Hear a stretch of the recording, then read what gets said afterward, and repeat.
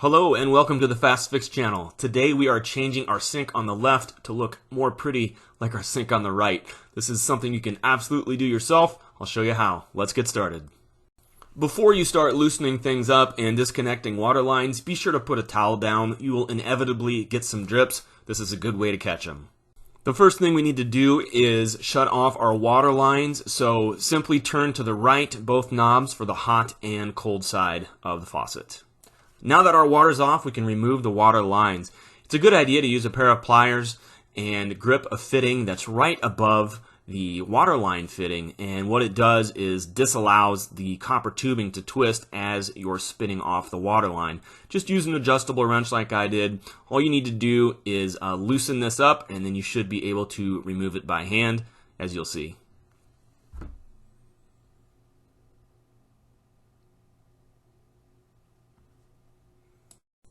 Now just repeat the process for the other line.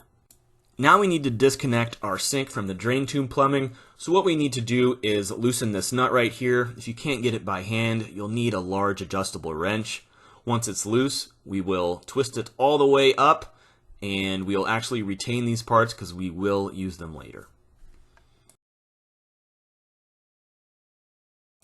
If you're keeping your original sink faucet, you will need to remove this drain tube and transfer it to the new sink. However, if you've bought new sink hardware, you will not need to do this, as I am not.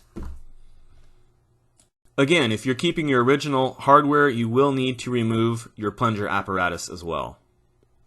This particular sink had some retaining screws on the bottom. Not all will, but check yours. You can obviously use just a screwdriver for this, or if you have it, a power tool, which I do, so let's use it. Your sink will likely have some silicone sealing it to the countertop. What you can do to get rid of this is use a non-scratchable tool like this nylon tool I have. If you don't have one of these on hand, you can try a blow dryer to heat up the silicone, but if your sink has some age to it, you'll likely not need anything and it'll just pull up. Now all that's left is removing the sink. Just lift up and pull out. Now that the sink's out, we just need to remove all the leftover silicone. I'm just using the scraper tool to get the rest of it up. After you've gotten the bulk of the silicone up, just scrape along the sink and make sure you get anything that's left over. We want to have a nice clean surface for our new sink to sit on. Now we'll test fit our sink and make sure that it fits. You may need to do some cutting if it does not, but luckily in our case ours fit. However, as you'll notice, kind of on the corners, there's a little bit of a gap, and we'll use some silicone to fill that in later. Now we'll install our new sink faucet. We'll put the gasket down first, then just put the hardware right through the holes. Now we'll use the retaining nuts supplied in the kit and just screw those to the bottom of the assembly. I'm using some nail polish remover to clean around the drain hole, but really you can use any sort of solvent. We're just going to be using some silicone there, so we want to make sure we have a clean surface. This is the silicone I'm choosing to use. It's for kitchen and bathroom. It resists mold and things like that. It's also cleanable, which is good for a bathroom.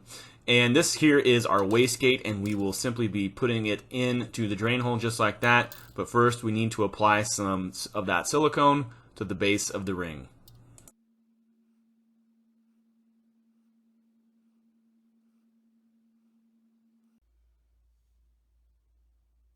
Simply apply light pressure here all the way around the wastegate to make sure that it's fully seated.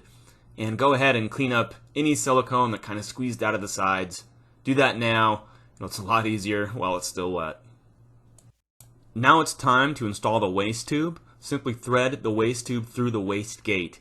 You may need to stabilize the wastegate using your other hand in order to make sure it stays seated in the sink drain.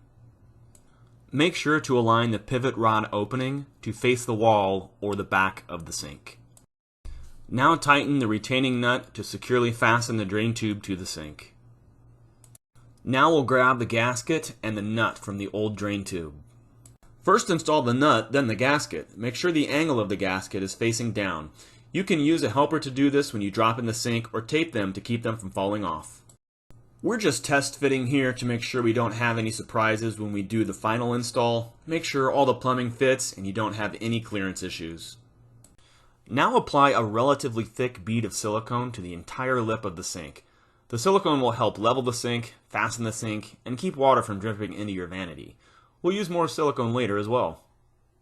As you can see, I've got a helper keeping the gasket and nut on the drain body. This is where the tape will come into play if you don't have a helper. Gently seat the sink into its opening. Now center the sink in your vanity. I'm using the eyeball method, but you can use a measuring device if you prefer. Now tighten the nut to the existing plumbing. You'll want to make this plenty tight, but don't over-tighten. With the plumbing all attached, it's time to apply more silicone. Apply a thin bead along the rim of the sink. This will make it look nice and keep water from getting under the sink and causing damage.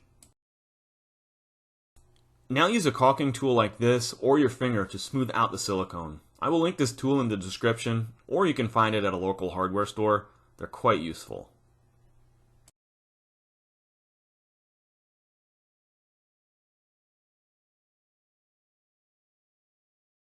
Now it's time to install the plumbing hardware. You might find this is the hardest part of the installation, but you can get it done.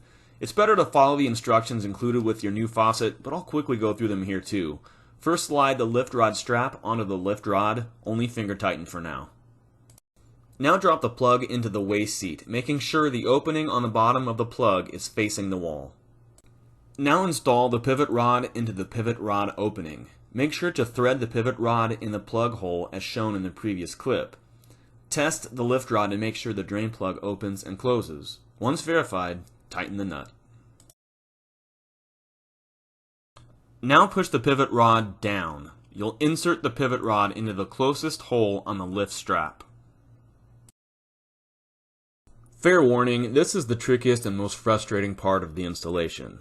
Slide one side of the clamp onto the pivot rod, then insert the pivot rod into the closest opening on the lift strap. With the clamp compressed, thread the end of the pivot rod completely through the clamp opening. This will probably take you more than one try. As a result of being compressed, the clamps lose some of the tension and can slide along the pivot rod. To solve this, take a screwdriver and wedge the ends of the clamps apart. This will add tension and keep the lift strap in place. Now loosen the bolt on the lift strap to allow the lift rod to rest in the faucet. Make sure the pivot rod is still pushed down and that the drain plug is open. Now tighten the bolt with a wrench. Now hook the water lines back up. Make sure the lines are snug. There's a rubber gasket inside the fittings that you'll feel as you tighten, but don't over tighten. Once the nut feels tight, it may even back itself off a little bit. That's right where you want to be. Let the silicone dry per the manufacturer's recommendations, then turn your water lines back on and check for leaks. If you find leaks, tighten up the fittings and check again. If you verify no leaks, you're done. Hey, if this video helped you, please help me by liking and subscribing. I really appreciate you watching, and have a great rest of the day.